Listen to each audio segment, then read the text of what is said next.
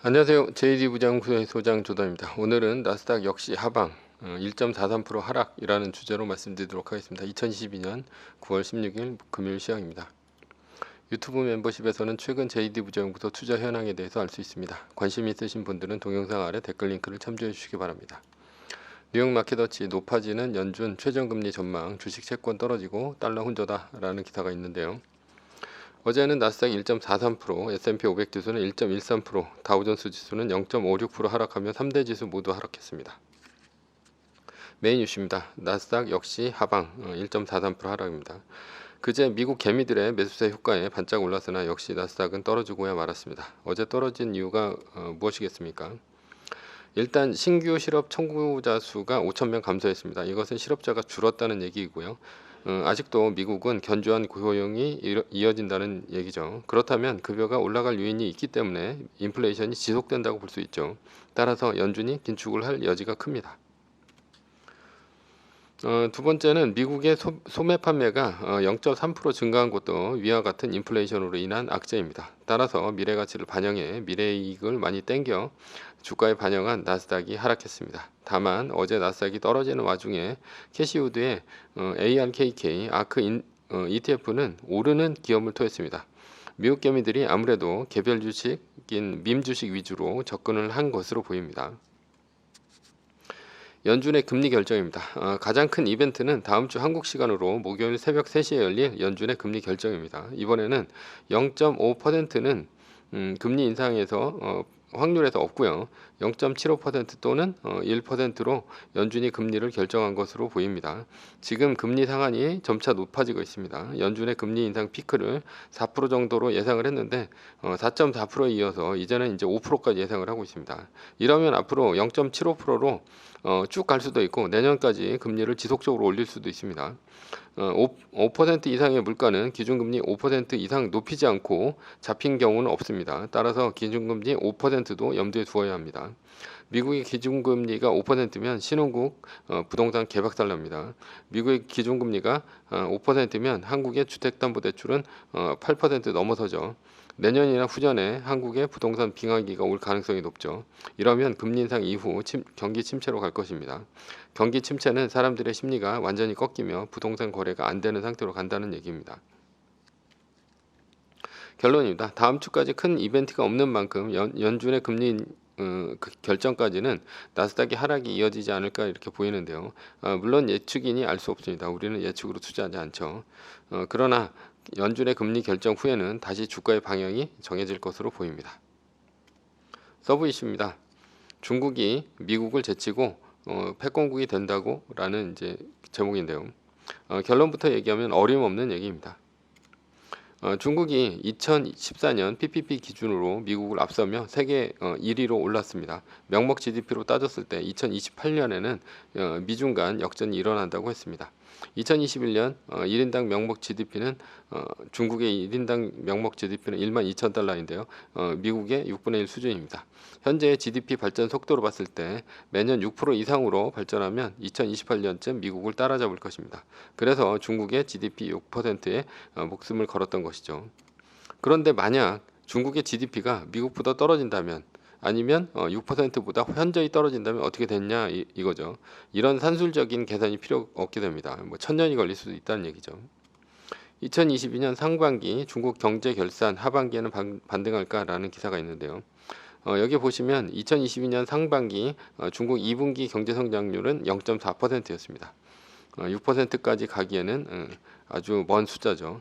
물론 중국이 도시 봉쇄와 유가 상승으로 인한 인플레이션으로 경기 둔화가 일어난 것입니다. 그러나 중국의 경제 발전 속도가 느려지는 것이 단순히 인플레이션 등 외부 요인이 아니라 좀 더 구조적인 문제일 수 있다는 것을 상기해야 합니다. 구조적인 문제란 중국이 중진국 함정에 빠지는 것입니다. 중진국 함정이란 무엇이냐? 중진국에 진입한 국가들이 선진국으로 가지 못하고 중진국에 머물거나 후진국으로 떨어지는 경우를 말하는데요. 중진국에 머무른 대표적인 나라가 멕시코고요.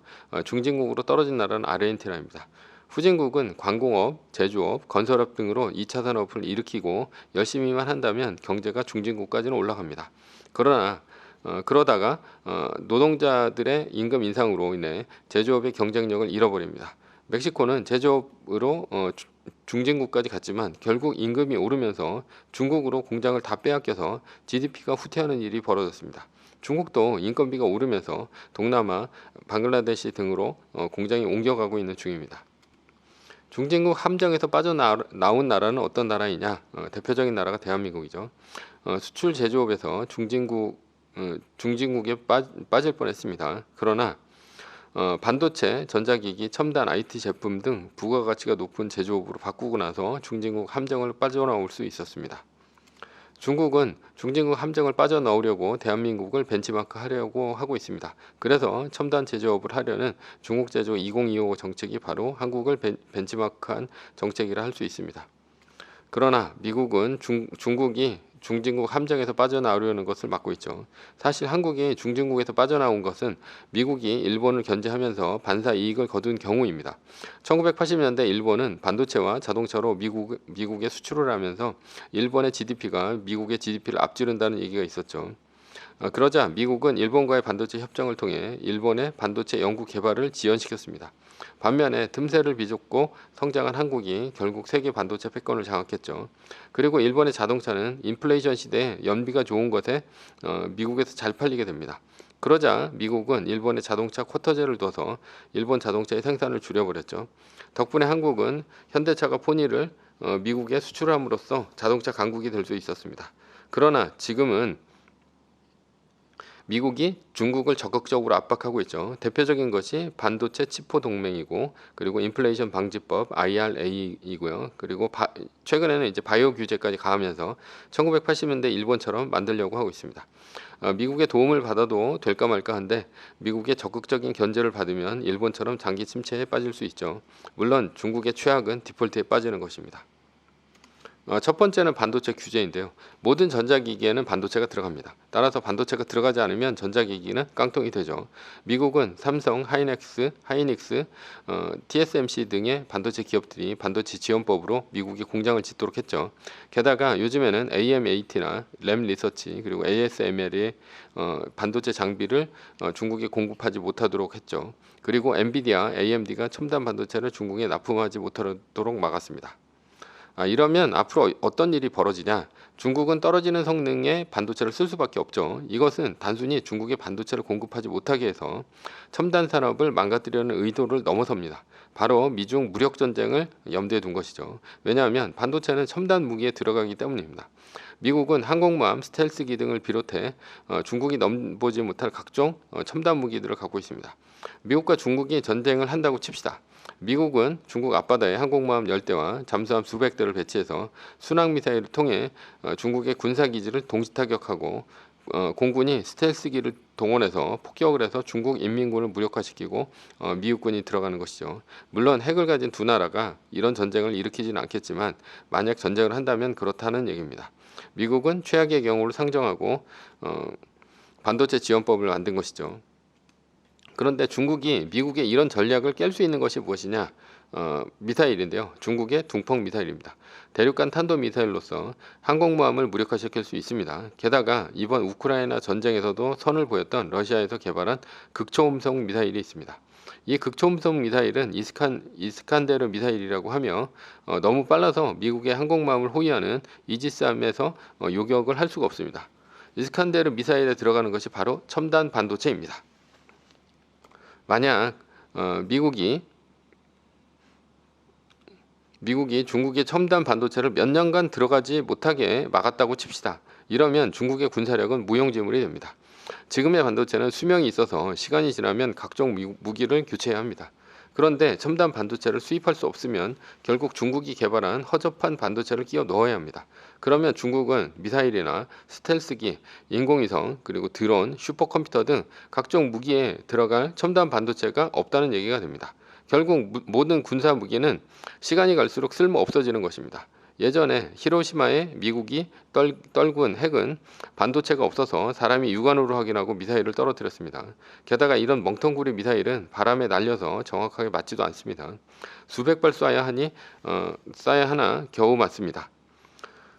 가격 대비 성능비가 떨어지며 전쟁의 승기도 잡을 수 있죠. 그러나 지금은 첨단 반도체를 쓸 수 있어서 30cm 오차로 정확하게 타격할 수 있습니다. 러시아도 앞으로 제재를 받게 되니 한국, 대만, 미국의 반도체를 받을 수 없습니다. 그러면 군사강국인 러시아도 인공위성, 슈퍼컴퓨터, 스텔스기 등 이런 것들이 노후화되면서 쓰레기가 될 것이고 약체로 전락할 예정입니다. 그것이 미국이 하려는 반도체 치포 동맹의 숨은 뜻입니다. 두 번째는 IRA법인데요. 동맹 뒤통수친 미 IRA법 막을 기회 놓친 정부라는 기사가 있는데요. 미국에서만 생산 조립한 전기차에 1,000만 원의 세액공제 혜택을 주는 법입니다. 단 배터리도 미국에서 만들어야 하며 중국에서 만든 배터리는 미국에 갈 수 없습니다. 배터리에 들어가는 리튬, 코발트, 망간, 니켈 등 원료도 대부분 중국이 가지고 있죠. 이것을 가지고 한국 신문에서는 뒤통수를 맞았네, 흥분하네 하지만 법안이 만들어지기 전에는 로비를 해야지 법안 만들어진 다음에는 고치기가 힘듭니다. 법안 고치기가 얼마나 힘든데요. 그러나 중국보다 미국이 덜하죠. 미국은 그래도 클린한 가이드라인이 있지 않습니까? 그런데 중국은 배터리 규제를 하면서 아예 LG, 삼성 배터리는 말도 안 되는 규제로 보조금 주는 것을 막았습니다. 그래서 중국의 배터리 업체인 CATL, BYD가 큰 것이죠. 그런데 그때는 중국에 말 한마디 못하고 있다가 미국이 IRA 법안 만드니 장관 항의 방문한다고 하니 어이가 없을 뿐입니다. 물론 이것도 중국을 견제하기 위한 법입니다. 지금 인플레이션 때문에 유가가 오르고 있죠. 반면 전기차는 혜택을 보고 있습니다. 전기 요금이 싸기 때문이죠. 그래서 전기차 운영하는 택시 운전기사는 요즘 엄청 이득을 보고 있습니다. 미국은 그래서 전기차가 늘어나고 있죠. 미국은 한국처럼 공동주택이 아닙니다. 따라서 단독주택에서 플러그만 빼서 뽑으면 얼마든지 전기가 충전이 가능할 것입니다. 그러니 LA와 같이 유가가 높은 지역에서는 전기차 수요가 늘어날 것으로 보입니다. 만약 미국에서 중국 전기차를 막지 않으면 가장 큰 피해를 보는 곳은 어디입니까? 한국의 LG, 삼성, SK 아닙니까? 어차피 일본의 파나소닉과 한국의 3사가 배터리를 꽉 잡고 있습니다. 그러니 요건만 채우면 미국에서 안정적으로 배터리 공급을 할 수 있지 않습니까? 만약 이 법이 없었다면 테슬라 전기차에 중국 배터리 들어가는 것은 시간 문제 아닙니까? 그런데도 한국 정치권은 정신을 못 차리고 있습니다. 오히려 1980년대 일본을 견제하며 한국이 큰 것처럼 이번에도 기회를 노려야 합니다. 세 번째는 바이오인데요. 약가 통제에 바이오 생산 빗장까지 미국에서 무슨 일이 이런 기사가 있는데요. 미국이 IRA에 이어서 바이오 법안까지 만들었습니다. 올해 중국에서 바이오 5개년 계획을 만들었는데 이것에 대항하는 법안이죠. 물론 이 법은 중국을 견제하는 법입니다. 아마도 미국은 이번 코로나 위기를 겪으면서 중국의 의약품이 미국이 얼마나 침투했나를 알고 있었을 것입니다.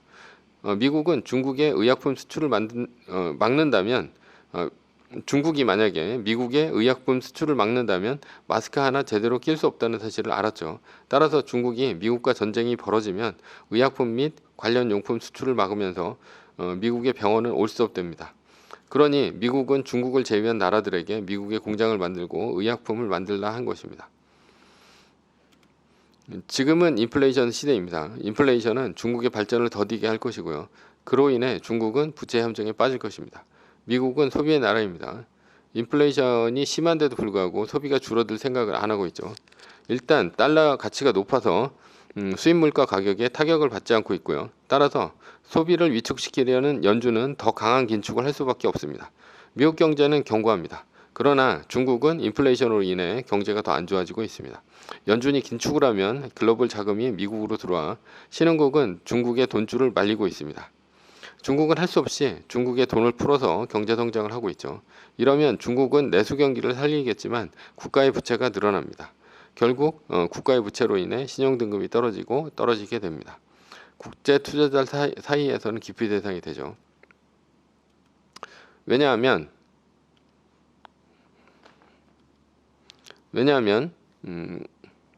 디폴트 대상이기 때문입니다. 1980년대 멕시코를 비롯한 남미 국가들이 파산이 난 것이 바로 미국의 전현준 의장인 폴 벌커가 20%까지 기준금리를 올리면서 일어난 일이기 때문입니다.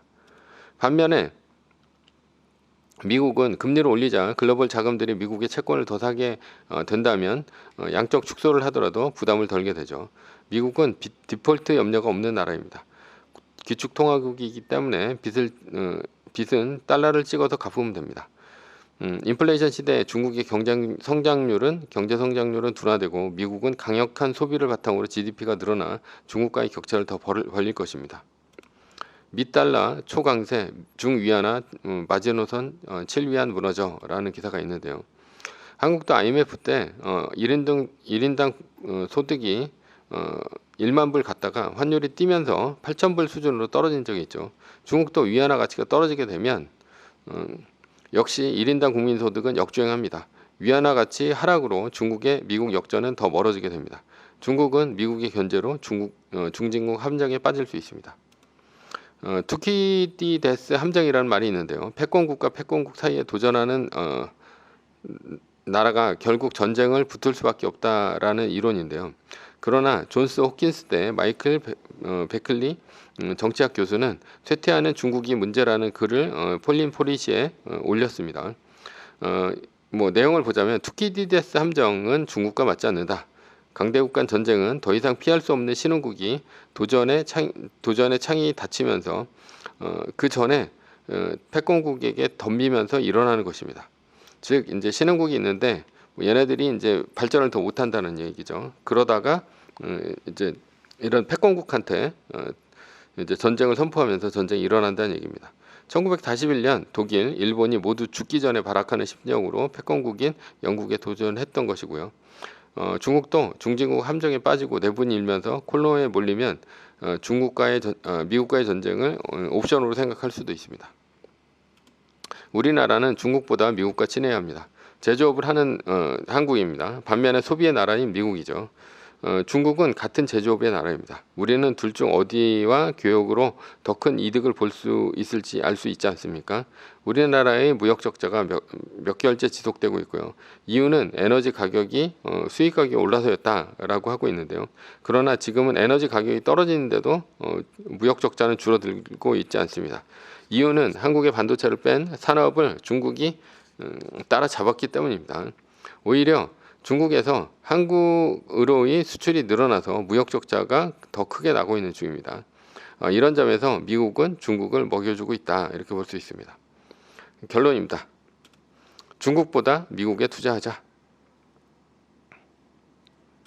매뉴얼입니다. 세계 1등 주식은 전고점 대비 2.5% 떨어질 때마다 10%씩 팔면서 리밸런싱을 하다가 나스닥 마이너스 3%가 뜨면 말뚝을 박는 것입니다. 그러다 반등이 시작되면 V자 반등 리밸런싱을 하면 됩니다. 자세한 내용은 JD 부장부터 다음 카페를 참조하시거나 동영상 밑에 리밸런싱 말뚝박기 댓글 링크를 참조하시기 바랍니다. 전제는 세계 1등 주식은 우상향 합니다. 매뉴얼을 지키며 세계 1등에 투자하면 매년 25%의 복리로 10년간 10배, 20년간 100배로 재산을 불릴 수도 있습니다. 위의 상황은 매뉴얼일 뿐입니다. 따를 사람은 따르고 참고할 사람은 참고하시면 됩니다. 주식을 사고 파는 것에 대한 모든 책임과 이득은 본인에게 있습니다. 매뉴얼을 지키려면 머리를 쓰지 말고 머리를 쓰려면 매뉴얼을 지키지 맙시다. 지금까지 나스닥 역시 하방 1.43% 하락이라는 주제로 말씀드렸고요. 지금까지 JD 부장연구소의 소장 조던이었습니다. 컨텐츠가 좋았다면 구독, 좋아요, 알람 설정 부탁드립니다. 지금까지 들어주셔서 감사합니다.